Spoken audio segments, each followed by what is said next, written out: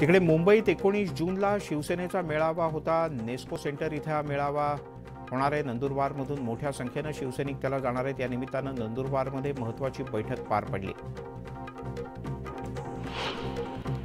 भारत राष्ट्र समितीची गोंदिया जिल्ह्यात पाय रोवायला सुरुवात झाली। त्यामुळे शहरी भागासह ग्रामीण भागातही अब की बार किसान सरकार असे बॅनर लावण्यात आले।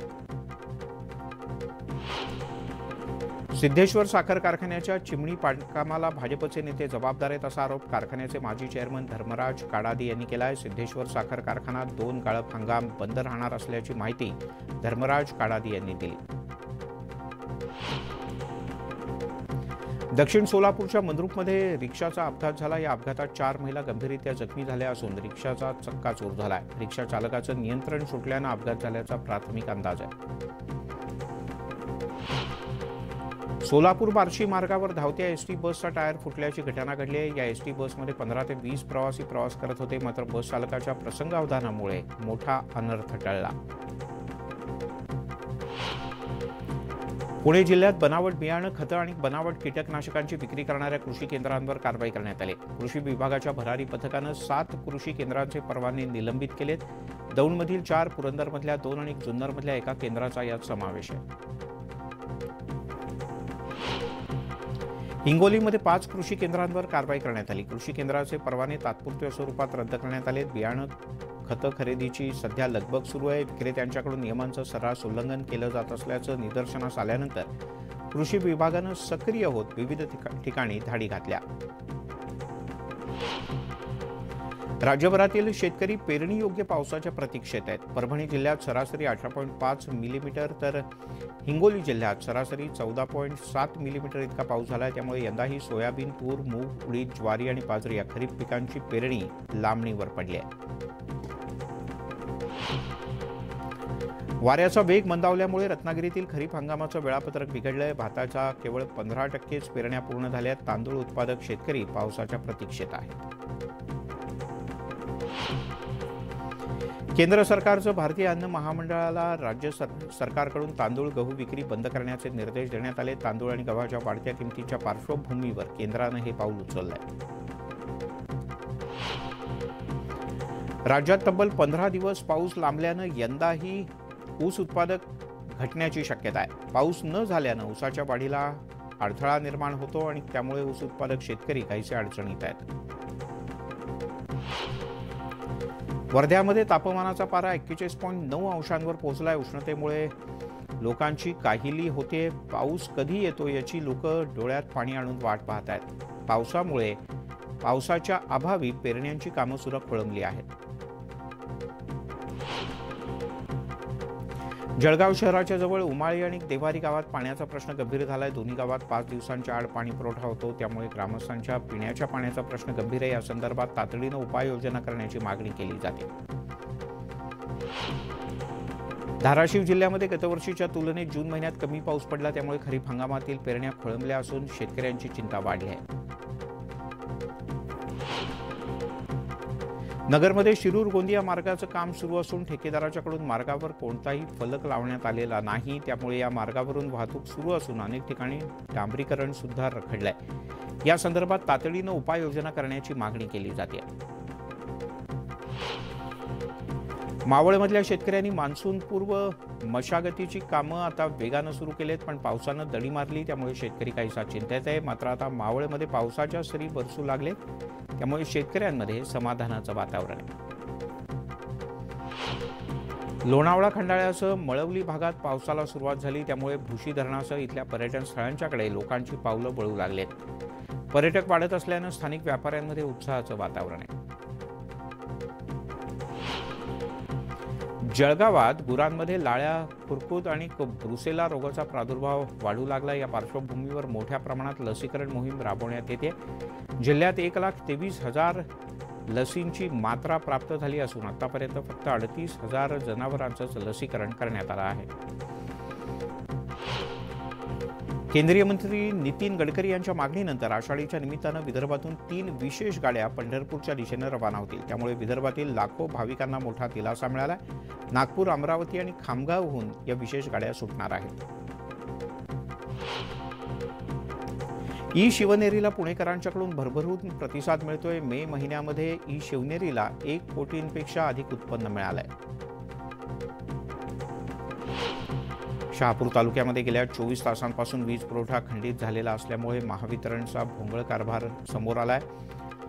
शहापूरकर उकाड्यानं हैराण झाले असून कर्मचारी आणि अधिकाऱ्यांना विचारणा केली असता अधिकाऱ्यांच्याकडून टोलवा टोलवीची उत्तरं दिली जात आहेत। बीडमधील यशवंतराव चव्हाण नाट्यगृहाचा लिलाव केला जाणार आहे। द्वारकादास बँकेत थकीत कर्ज प्रकरणी नाट्यगृह ताब्यात घेण्यात आलंय। नाट्यगृहावर 1 कोटी रुपयांचं कर्ज आहे। या प्रकरणी नाट्यप्रेमींच्याकडून संताप व्यक्त करण्यात येतोय। चंद्रपुरात गडचांदूर नगर परिषद कार्यालयामध्ये मृत कोंबड्या फेकत नागरिकांनी आंदोलन केलं। मटण मार्केट परिसरातील कचऱ्याची विल्हेवाट लावण्यात आली आहे। ती तातडीनं विल्हेवाट लावावी अशी नागरिकांची आग्रही मागणी आहे। प्रशासनाच्या दुर्लक्षामुळे इथे घाणीचं आणि कचऱ्याचं साम्राज्य पसरल्याचं स्थानिकांचं म्हणणं आहे आणि म्हणूनच हे आंदोलन करण्यात आलं।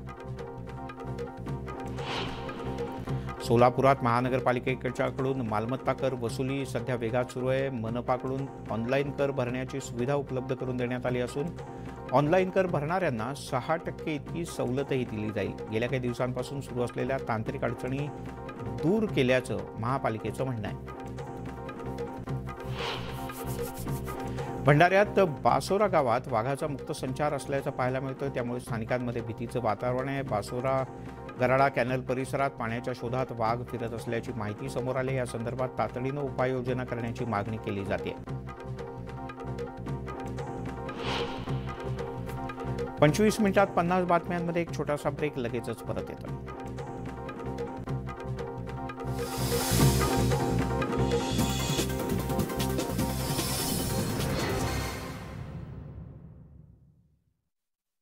दौऱ्यावर असताना ओल्या काजूची खरेदी केली।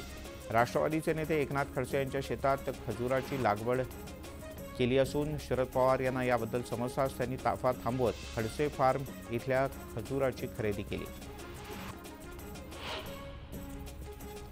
राज्यात अनेक ठिकाणी पाणी टंचाईच्या तीव्र झळा सोसाव्या लागत असतानाच जळगाव शहराचा पाणीपुरवठा आज बंद असेल। महावितरणनं वाघूर पंपिंग स्टेशनच्या इथे देखभाल दुरुस्तीचं काम हाती घेतलंय, त्यामुळे सकाळी 10 ते दुपारी 4 वाजेपर्यंत पाणीपुरवठा बंद राहणार आहे। कापसाला भाव मिळावा यासह शेतकऱ्यांच्या विविध मागण्यांसाठी राष्ट्रवादीच्या कार्यकर्त्यांनी जळगाव जिल्हाधिकारी कार्यालयासमोर उपोषण सुरू केलं। मात्र अजित पवार यांनी थेट उपमुख्यमंत्री देवेंद्र फडणवीस यांना फोन करून त्यांच्यासोबत कार्यकर्त्यांचं बोलणं करून दिलं आणि उपमुख्यमंत्र्यांच्याकडून आश्वासन मिळाल्यानंतर राष्ट्रवादीच्या कार्यकर्त्यांनी आंदोलन मागे घेतलं। वर्ध्यातील बोगस बियाणं कारखाना प्रकरणी पोलीस अधीक्षकांनी एसआयटी स्थापन केले। 15 सदस्य असलेल्या एसआयटीत 5 अधिकाऱ्यांचा समावेश असून हे पथक बोगस बियाणं कारखाना प्रकरणाचा सखोल तपास करणार आहे। कोल्हापुरातील सिंचन उपसा बंदी तात्पुरती रद्द करण्यात आल्यानं शेतकऱ्यांना मोठा दिलासा मिळाला। 20 जूनपर्यंत निर्णय लागू असणार आहे। यानंतर उपसा बंदी केली जाईल। शेतकऱ्यांची सिंचन विभागासोबत बैठक झाली, त्यात हा निर्णय घेण्यात आला। भुसावळ शहरामध्ये पाण्याची समस्या गंभीर झाली असून अनेक भागात टँकरनं पाणी पुरवठा करावा लागतोय। मात्र दुसरीकडे नाहटा चौक परिसरात असलेली पाण्याची टाकी ओव्हरफ्लो होऊन हजारो लिटर पाण्याची नासाडी होते। याकडे पालिका प्रशासन दुर्लक्ष करत असल्याचा आरोप नागरिकांनी केला आहे। चाळीसगाव तालुक्यातील बिलाखेड इथे शेतामध्ये हाय व्होल्टेज तारांच्या शॉर्ट सर्किटमुळे आग लागल्याची घटना घडली। या आगीमध्ये देवीदास पाटील या शेतकऱ्याचं लाखो रुपयाचं नुकसान झालंय। एका व्यक्तीनं दारूच्या नशेत स्वतःच्या कुटुंबियांना आणि नातेवाईकांना मारहाण केल्याची घटना जळगावच्या भुसावळमध्ये घडली आहे। या मारहाणीचा व्हिडिओ सोशल मीडियात व्हायरल झाला असून नेटकरी या घटनेमुळे संताप व्यक्त करतायत। जळगावमध्ये भारत मुक्ती मोर्चाच्या वतीनं धरणं आंदोलन करण्यात आलं। युनिटी ऑफ मूल निवासी या संघटनेच्या नावाखाली वामसेफ संघटनेचं रजिस्टर नंबर वापरून गैरप्रकार करण्याला अटक करावी, आरोपीला पाठीशी घालणाऱ्या पोलीस अधिकाऱ्यांना निलंबित करावं अशी मागणी करण्यात आली। बुलढाणा जिल्ह्यामध्ये शेतकऱ्यावर आपली जनावरं विकण्याची वेळ आली। जिल्ह्यात मोठ्या प्रमाणात चाऱ्याची टंचाई आहे, त्यामुळे जनावरांना चारा मिळणं अतिशय दुराप्रस्त झालंय। शेतकऱ्यांची जनावरं भुकेने व्याकुळ होतात, त्यामुळे त्यांना मातीमोल भावात विकावी लागतात।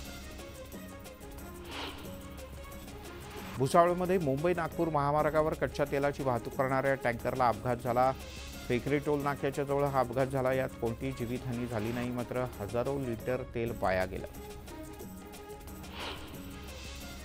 कल्याण डोंबिवली शहरातील नालेसफाईवरून भाजप आमदार गणपत गायकवाड यांनी मनपा अधिकाऱ्यांना धारेवर धरलं। 8 कोटींचं टेंडर काढून सुद्धा नालेसफाई न झाल्यानं त्यांनी अधिकाऱ्यांना खडेबोल सुनावले।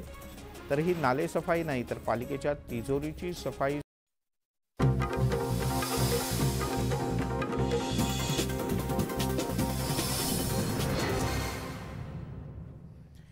ब्रेकनंतर आपल्या सगळ्यांचं पुन्हा एकदा स्वागत। आपण पाहताय 25 मिनिटात 50 बातम्या। नागपुरात बनावट कागदपत्रांच्या आधारे बाळाची विक्री केल्याचा संतापजनक प्रकार समोर आला आहे। लिव्हिनमध्ये राहणाऱ्या मातेनं बाळाला जन्म दिल्यानंतर रुग्णालयातून पळ काढला। यानंतर रुग्णालयात चौकशी केल्यानंतर भंडाऱ्यातील दाम्पत्याला बाळ विकल्याचं समोर आलं। महिलेच्या तक्रारीनंतर आता पोलिसात गुन्हा दाखल करण्यात आला आहे। बीड शहरात जुन्या वादातून गोळीबार झाल्याची घटना घडली। जुन्या भांडणावरून दोन्ही गटाचे लोक आमने-सामने आले आणि एकमेकांवर गोळीबार केला। या गोळीबारात 4 जण गंभीररित्या जखमी झाले असून आरोपी फरार झालेत। या प्रकरणी पोलिसांनी एका आरोपीला ताब्यात घेतलंय। खजुराची खरेदी केली। राज्यात अनेक ठिकाणी पाणी टंचाईच्या तीव्र झळा सोसाव्या लागत असतानाच जळगाव शहराचा पाणीपुरवठा आज बंद असेल। महावितरणनं वाघूर पंपिंग स्टेशनच्या इथे देखभाल दुरुस्तीचं काम हाती घेतलंय। त्यामुळे सकाळी 10 ते दुपारी 4 वाजेपर्यंत पाणीपुरवठा बंद राहणार आहे। कापसाला भाव मिळावा यासह शेतकऱ्यांच्या विविध मागण्यांसाठी राष्ट्रवादीच्या कार्यकर्त्यांनी जळगाव जिल्हाधिकारी कार्यालयासमोर उपोषण सुरू केलं। मात्र अजित पवार यांनी थेट उपमुख्यमंत्री देवेंद्र फडणवीस यांना फोन करून त्यांच्यासोबत कार्यकर्त्यांचं बोलणं करून दिलं आणि उपमुख्यमंत्र्यांच्याकडून आश्वासन मिळाल्यानंतर राष्ट्रवादीच्या कार्यकर्त्यांनी आंदोलन मागे घेतलं। वर्ध्यातील बोगस बियाणं कारखाना प्रकरणी पोलीस अधीक्षकांनी एसआयटी स्थापन केले। 15 सदस्य असलेल्या एसआयटीत 5 अधिकाऱ्यांचा समावेश असून हे पथक बोगस बियाणं कारखाना प्रकरणाचा सखोल तपास करणार आहे। कोल्हापुरातील सिंचन उपसा बंदी तात्पुरती रद्द करण्यात आल्यानं शेतकऱ्यांना मोठा दिलासा मिळाला। 20 जूनपर्यंत निर्णय लागू असणार आहे। यानंतर उपसा बंदी केली जाईल। शेतकऱ्यांची सिंचन विभागासोबत बैठक झाली, त्यात हा निर्णय घेण्यात आला। भुसावळ शहरामध्ये पाण्याची समस्या गंभीर झाली असून अनेक भागात